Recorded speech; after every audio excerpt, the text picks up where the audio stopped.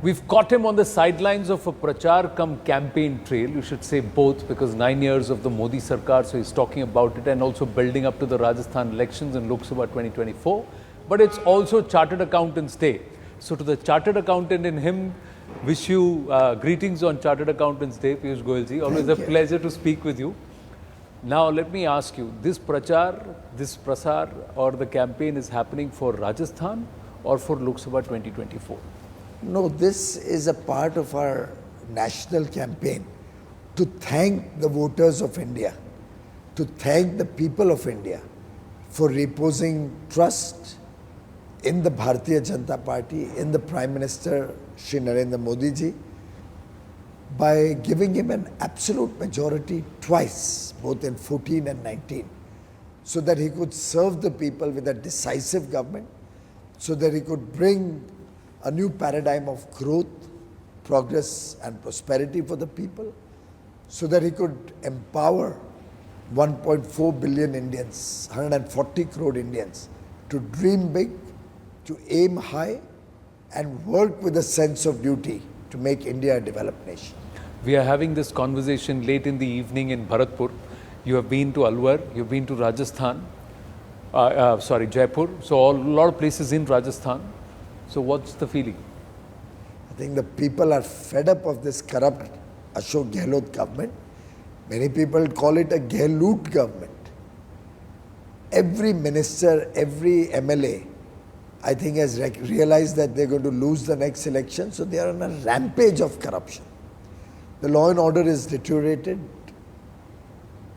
The kind of heinous crimes that we hear of in Rajasthan, the fact that this has become a safe harbor for criminals running away from other states, the fact that every transfer posting looks suspect, papers are getting leaked almost by the dozens.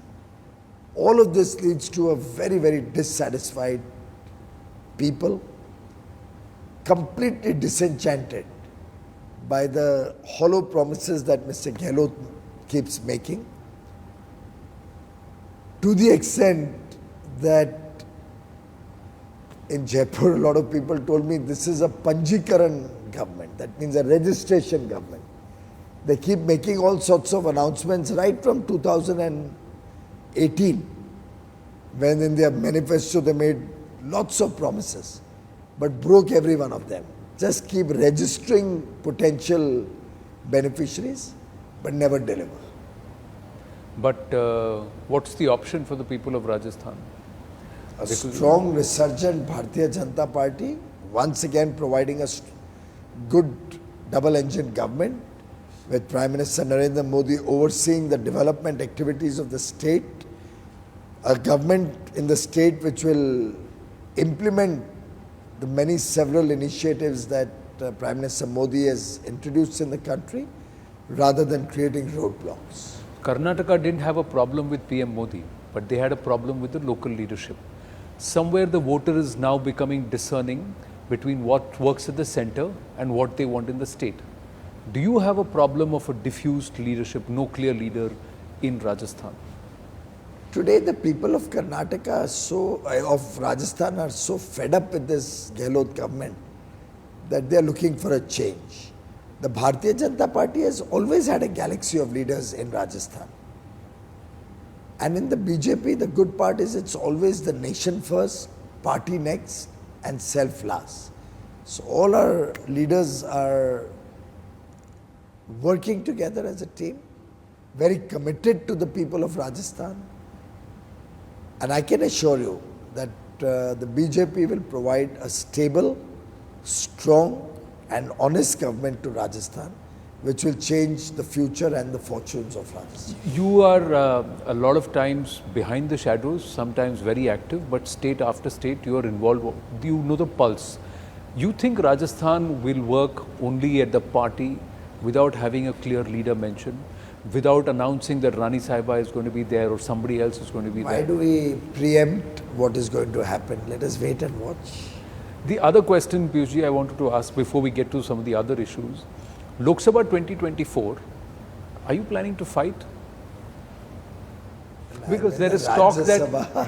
Rajya Sabha Rajya Sabha members are being encouraged to look at the option of being elected via the Lok Sabha. So I'm asking this question. I don't think we take that decision. It's a party where we are all loyal workers.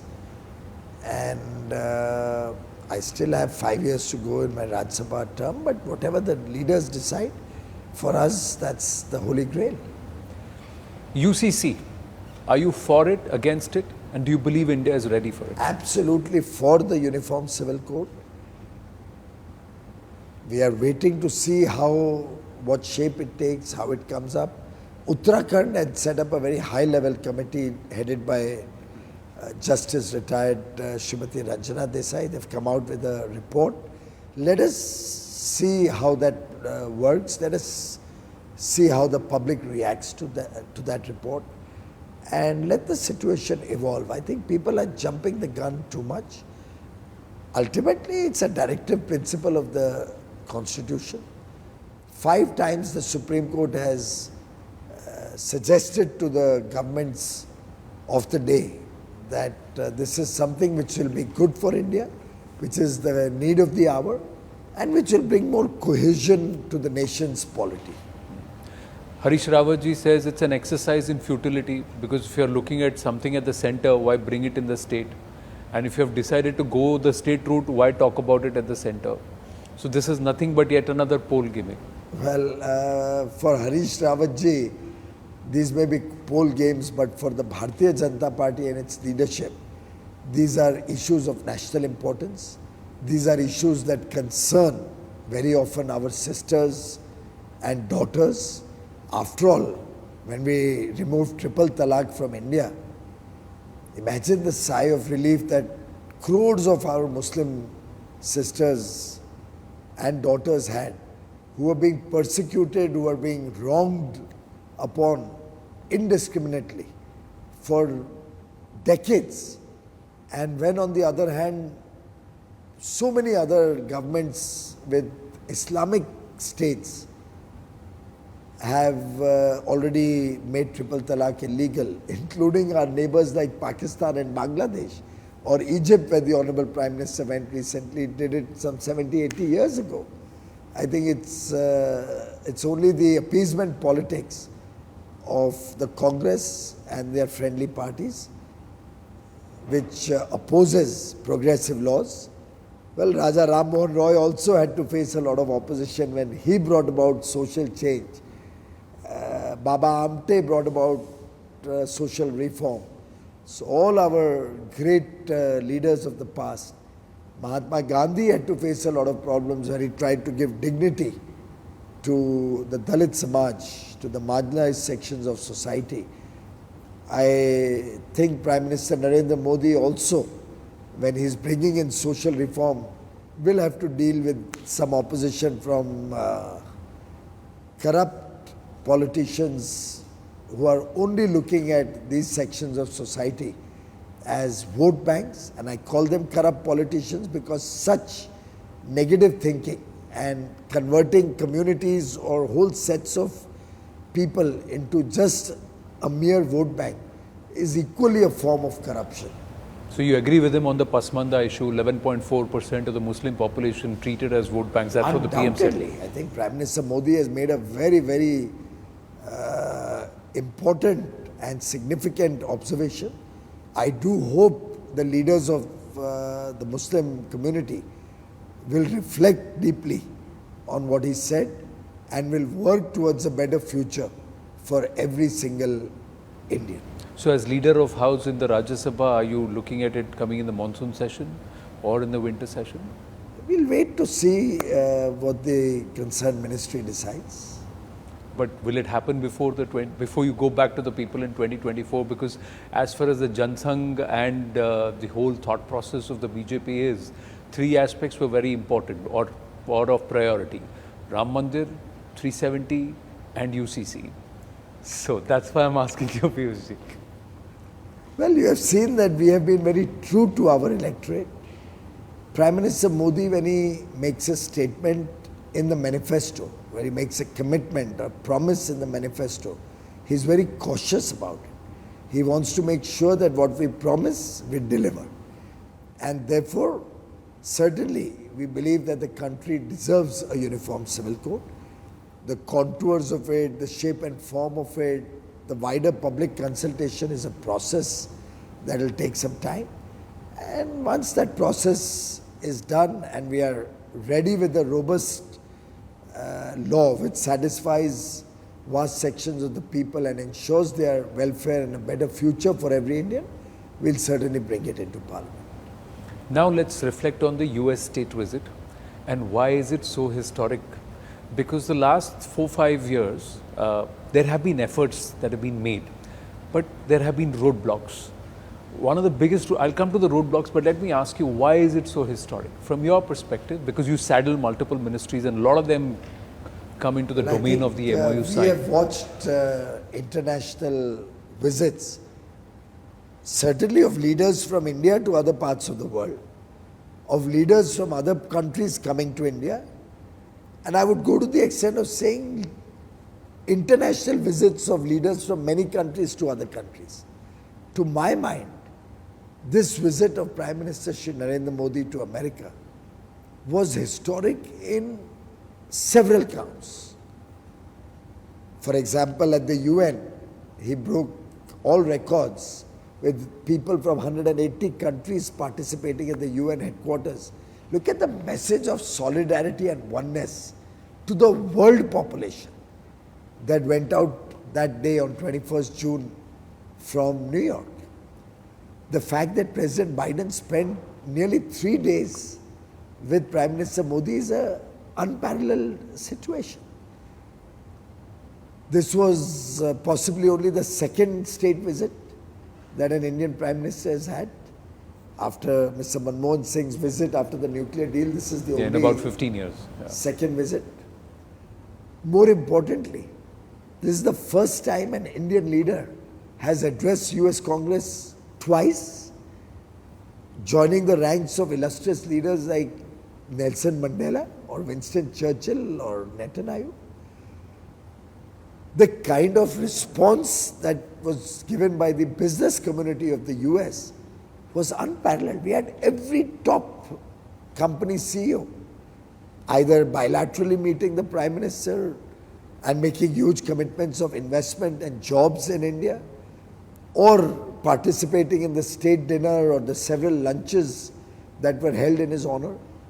So in a way, the US government, that is the political leadership, the US administration, the bureaucracy,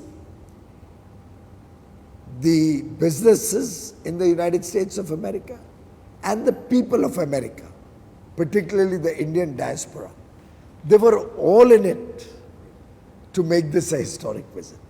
And the outcomes that were there, the kind of agreements that have come up, for example, GE giving us an aircraft jet engine with technology is a first for them.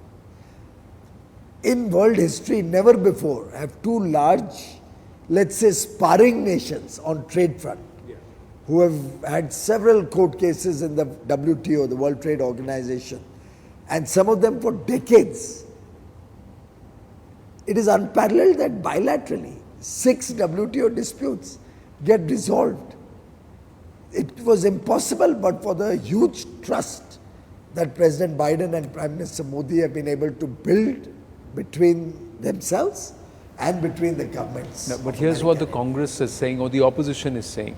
The jet engine technology is old tech. It's not. It's redundant tech, and that the WTO or perhaps some of the engagements have happened, like Washington Apple's import duty reduced by 20%. It's going to directly impact growers closer home. So there has been a huge compromise that's been made. Well, I think Angur Khatte. The Congress only continues to display its lack of understanding and a complete inability to understand even basic commerce and economics. Surprisingly, some of those comments came from erstwhile commerce ministers, which shocks me even more. The rate of duty on apples continues to remain the same, what it always was.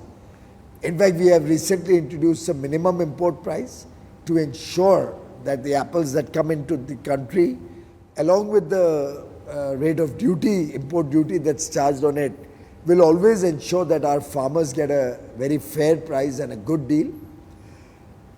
The United States of America had put in certain additional duties on steel and aluminium, which India exported to the US. We had retaliated with certain additional duties on our end, on products which were coming in from the US. So that was an additional duty which did not impact our imports. It only substituted imports from the US with imports from some other country. So our aggregate imports didn't change. The US lost market share, some other country gained it. But the protection to our farmers remained the same. When the US agreed to ensure that our steel and aluminium imports into the US, so exports from India will be allowed without that additional duty which they had imposed on steel and aluminium, logically, we have to reduce the retaliatory duty to a corresponding extent. So this was an additional duty, didn't impact our imports at all, just substituted from one country to the other. They removed the additional duties, which means our steel and aluminium will get greater market access in the US. We removed the additional duties, which will give them a chance to get back their market share, possibly substituting what started coming from Turkey. Now, I'm sure I'd rather have an apple from America than I'd have an apple from Turkey. And so would 140 crore Indians, sans the few ignorant Congress leaders.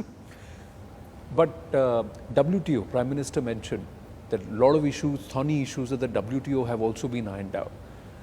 Tell us about that, because that was one breaking point. It proved to be a lot of agreements that could have been signed. They just insertions in the clauses. I can talk about it because I was there in Geneva when you were hammering that out. So now where do things stand? Well, I think India has shown to the world that we can be a trusted partner, that rather than fight on legal matters, dialogue and diplomacy can help resolve issues much better. This has been Prime Minister Modi's consistent stand, be it trade issues or even geopolitical issues like the Russia-Ukraine conflict. He has once again proved his ability to negotiate a good deal for the country, to be able to navigate very, very difficult areas of trade and commerce so that there can be a win-win solution for both countries. There were certain thorny issues which were pending for decades. For example, there are cases against Indian steel exports to the US, which have now been done away with. Similarly, there were fights between both countries on renewable energy programs. We had cases against their programs, they had cases against our programs.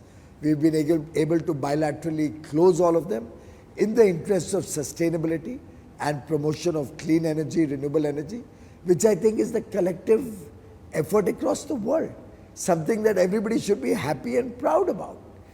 They had filed cases and won. We had lost in the WTO on the several export incentives and export promotion measures that India had adopted over the years. The United States has agreed to drop that case also. So there are wins on both sides. The US gains some, India gains some. They had won 3 cases, we had won 3 cases. By bilaterally settling them, we have written a new chapter in world history, particularly world economics and world commerce, which will be quoted and will resonate for, I think, several decades in the future. So does India get a seat at the high table at the UN Security Council, permanent place? Are those 180 countries which came to support us for yoga, are they going to back UN reforms? By and large, most countries are in Two-thirds support. is what we need. No, most countries are in support of India getting a permanent seat at the Security Council. It's the veto power of our neighboring country which has held back this. All the other countries in the Security Council, permanent members, are in favor of India having a seat at the permanent body. And I do hope good sense will prevail in the future and we will get our rightful place. How much of this America-India AI is a byproduct of the animosity with China or geopolitics? Let's say geopolitics, or how much of it? Absolutely no connection with that. Very often I'm asked this question about the China plus one or French shoring or people looking at moving out of China and coming to India. I always believe that India stands on its own merits. India is a very, very high potential country in terms of our demographic dividend, in terms of the democracy that we are very proud of, in terms of the huge demand that a 140 crore population generates, particularly when the basic needs, which used to be a struggle for many Indians for decades or for generations, have now been taken care of by Prime Minister Modi. In this situation, we are a very strong contender for investments. We are a country which offers huge management talent, huge skills of our workmen. It's a country which provides economic opportunity, political stability, a decisive leadership, ease of doing business, and our commitment to give equal opportunity to investments and businesses in our country. A stable and predictable environment to do business in. Therefore, India is a compulsive case, is a very appropriate case to attract investments. The fact that many countries are looking for friends to set up friends and trusted partners, looking for alternate investment destination, is an added advantage. So America-India is happening. Will Canada-India happen anytime soon, given the nature We're of the making huge geopolitics? progress, Anand, in our negotiations with Canada. My last visit to Canada was very outcome-oriented, very fruitful. We came up with a broad framework on which we can have an early progress trade agreement. My colleague minister there, Mary NG, and I have a weekly video conference in which we take stock of the progress of negotiations. I'm very confident, or if I may borrow a phrase from the Mumbai Stock Exchange or the National Stock Exchange, I'm very bullish About that it. we're going to see a lot of progress in the several free trade agreements that are under negotiation. I specifically asked Canada because with Pakistan we follow a policy of talks and terror can't go hand in hand, trade and terror can't go hand in hand beyond a certain absolute important ones. So with Canada also, does geopolitics, will that weigh in on the trade aspect? I know there is an effort to try and keep them separate. Well, I think Canada is not about, in any way, can be bracketed with a country like Pakistan. There are a few misguided elements who may off and on create problems there, but that's not big enough for us to stop our trade and business relations and stop creating jobs in India for millions of people who otherwise would lose that potential to expand economic activity in India. We are friendly nations, we are both democracies, and I'm sure we can sort out such issues which are extraneous to trade and commerce bilaterally. Final two questions, Piyush. One of the issues is about where do you have a position on this demand for freeing Hindu temples? We saw what is happening with the Chidambram Temple in Tamil Nadu, state control, domination. The same issue was there in Uttarakhand, but before the polls happened, the government itself withdrew the control and it did have an electoral impact. Is the government thinking about on this line? Do you have a view on this, or would you want to steer clear? Because religious institutions, when the BJP says it's Hindu hate, the Hindu religious institutions be the only ones that tend to get managed by the state across the country. Well, I haven't studied the subject in great detail. I'm sure the experts will be looking at it. But I do believe Prime Minister Modi's government never discriminates and believes in equal laws for all people of India and the various faiths that people of India are following. Ideally, the rules, systems and laws should be the same for everyone. He's great respect for Tamil, but HRNC, Hindu Religious Endowment Board, is only for Hindu institutions and it's practiced in Tamil Nadu. So that's why I asked you Well, the it's question. unfortunate that we have a government in Tamil Nadu which is openly anti-Hindu, which has never looked after the interests of Hindus. I feel sad that they pretend to be Hindus. They all are religious in their homes. We see some of the marriages that they celebrate, they are pretty much with all the traditions of Hinduism. But somehow the persecution of Hindus in Tamil Nadu is truly a matter of concern. We are concerned that such a wonderful state, such wonderful people, and the Tamil people have had a very, very huge role to play in India's cultural history, our rich heritage and traditions, are being misled by the DMK government. And I do hope Mr. Stalin and his government will stop these efforts to attack the Hindu religion at every possible occasion. The BJP's target is 300 plus. Final question for Lok Sabha 2024. The target is 300 plus. The opposition is wanting to challenge one candidate per seat in at least 400 seats vis-a-vis the BJP. You think this opposition unity will be... Anand, I can assure you the BJP never aims small. We are already 300 plus, so our aim will be significantly higher than that.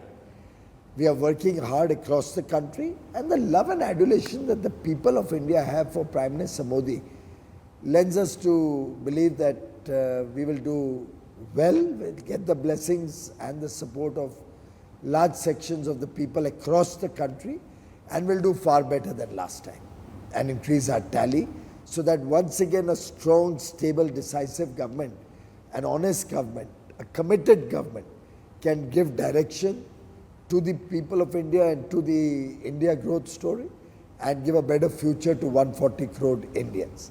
We welcome the opposition to do as many alliances as they like, but reflect on it. I mean, is the DMK going to add even a single vote outside their own state? Is the Samajwadi Party, Akhilesh Yadav, going to get one vote outside the state of Uttar Pradesh?